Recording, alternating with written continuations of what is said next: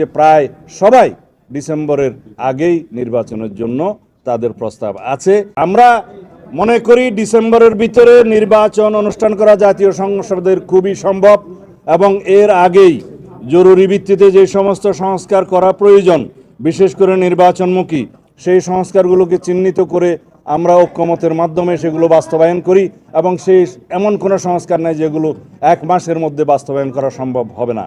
আমরা ইতিমধ্যে আজকে রিপোর্ট পেয়েছি আইন মন্ত্রণালয়ের অধীনে অনেকগুলো অর্ডিন্যান্স এবং অনেকগুলো সংশোধনী এসছে বিভিন্ন সেক্টরে, যেগুলো অলরেডি বাস্তবায়ন হয়েছে।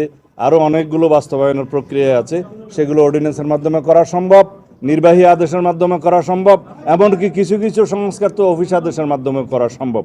সেগুলোর জন্য বিশেষ করে সংবিধান সংশোধনী ব্যতি রেখে অন্যান্য সকল সংশোধনী যেগুলো একমত হবে সংস্কার প্রস্তাব, সেগুলো অর্ডিন্যান্সের মাধ্যমে, নির্বাহী আদেশের মাধ্যমে, অফিস আদেশের মাধ্যমে এক মাসের ভিতরে বাস্তবায়ন করা সম্ভব, সেটা আমরা বুঝিয়ে দিয়েছি।